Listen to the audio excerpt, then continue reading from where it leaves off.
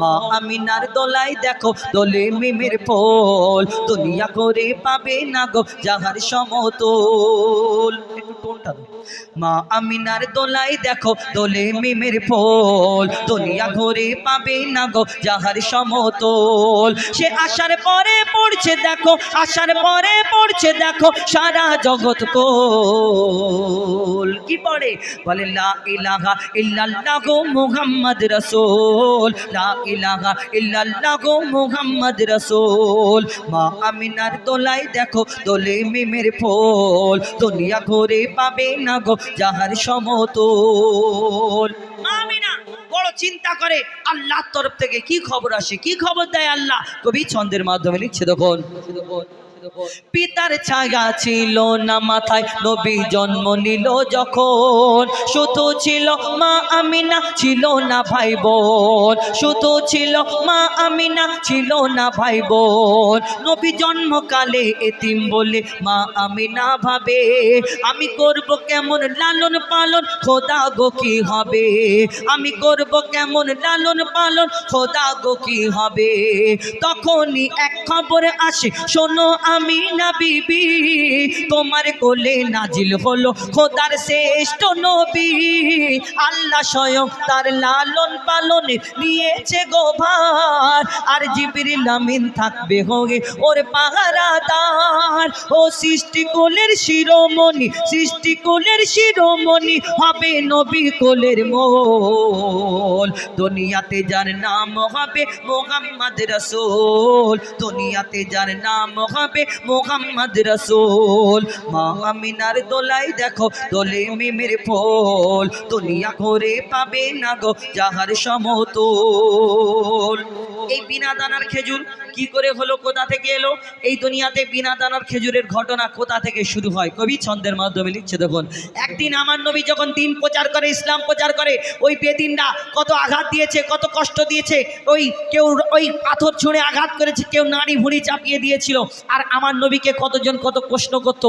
একদিন এক ইহুদি অনেক লোকজনকে নিয়ে এসে প্রশ্ন করছে, বলো মোহাম্মদ তুমি দুনিয়াতে শেষ নবী বলে দাবি করো, তুমি যে নবী, তোমাকে আমি কেমন করে নবী বলে মেনে নিতে পারি? কেন?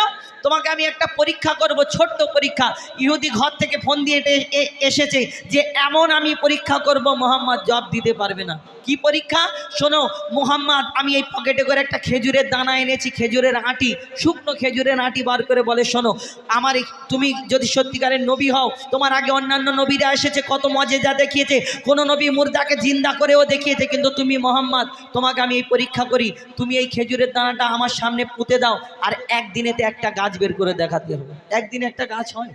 একটা দানাতে কত বড়, একটুকুনি হবে, একটু হয়তো শুধু সবুজ সবুজ পাতার মুখ দেখা যাবে। কিন্তু আমার দয়ার নবীকে প্রশ্ন করে সে হাসছে, ভাবছে যে হয়তো মোহাম্মদ পালাবে, কিন্তু আমার দয়ার নবী খেজুরের দানাটা হাতে নিয়ে মিচকি হেসে বলে, শোনো ইহুদি, তোমার সামনে খেজুরের দানাটা আমি পুঁতে দিচ্ছি, এখানে শুধু একটা গাছ হবে না, আল্লাহর হুকুমে একটা গাছ হবে, গাছেতে ফল হবে, এই ফলও তোমাকে কালকে খাওয়াবো। এই কথা বলার পরে ইহুদি চিন্তা করে, হ্যাঁ এই মোহাম্মদ বলে গাছ হবে, গাছের ফল হবে, এটা কেমন করে হয়? কিন্তু ইহুদি যখন চিন্তা করে, ইহুদির সাথীরা বলে, শোনো মোহাম্মদের সঙ্গে পারবে না। কেন? আসমানের চাঁদকে টুকরা করে দেখায়, জমিনের পাথরকে কলমা পড়িয়ে দেখায়, মোহাম্মদ হয়তো কোনো জাদু জানে, তুমি পারবে না। যখন এই কথা বলে, তারপর কি ঘটনা হয়? সেই ইহুদি বাড়ি চলে যায়, আর বিনা দানার খেজুরটা হলো কি করে? কবি ছন্দের মাধ্যমে লিখছে দেখুন, এক খেজুর দানা নিয়ে এক ইহুদি নবীর কাছে কয়, এক খেজুর দানা নিয়ে এক ইহুদি নবীর কাছে কয়, বলে তোমায় নবী মেনে নেব এই দানাতে যদি একদিনে গাছ হয়, তোমায় নবী মেনে নেব এই দানাতে যদি একদিনে গাছ হয়। সেই দানা নিয়ে নবী আমার মাটিতে পুঁতে হাসে, সেই দানা নিয়ে নবী আমার মাটিতে পুঁতে হাসে, বলে এই দানারি ফল খাবে গোকাল ইহুদি তুমি এসে, এই দানারি ফল খাবে গোকাল ইহুদি তুমি এসে। আর ভাবে ইহুদি সত্যি যদি এই দানাতে গাছ হয়ে যায়, সেই ভয়েতে গভীর রাতে ইহুদি দানা চুরি করে তুলে নেয়। ইহুদি গভীর রাত্রে ঘুম থেকে উঠে আস্তে আস্তে আস্তে আস্তে সেই জায়গায় এলো যেখানে আমার দয়ার নবী দানাটা পুঁতে ছিল। চারিদিকে দেখে কেউ ফাঁকা, কেউ নেই। তখন সেই দানাটা তুলে পকেটের মধ্যে পুরে নিয়ে এবার নিজের বাড়ির দিকে যাচ্ছে। আর লোকজন জোগাড় করছে, শোনো শোনো, কালকে মোহাম্মদকে আমরা বিয়োজ্জত করব, আমি বিয়োজ্জত করব, কেন সেই দানা আমি তুলে নিয়েছি, তোমরা সবাই হাজির থাকবে, মজা নেবে, এই কথা বলে। কিন্তু যখন সেই দানা নিয়ে চলে আসে তারপরের দিন কবি ছন্দের মাধ্যমে লিখছে, দেখুন কি হয়। ভাবে ইহুদি সত্যি যদি এই দানাতে গাছ হয়ে যায়, সেই ভয়েতে গভীর রাতে ইহুদি দানা চুরি করে তুলে নেয়। পরের দিনে সেই ইহুদি নবীর সাথে গাছ দেখতে যায়। পরের দিনে সেই ইহুদি নবীর সাথে গাছ দেখতে যায়।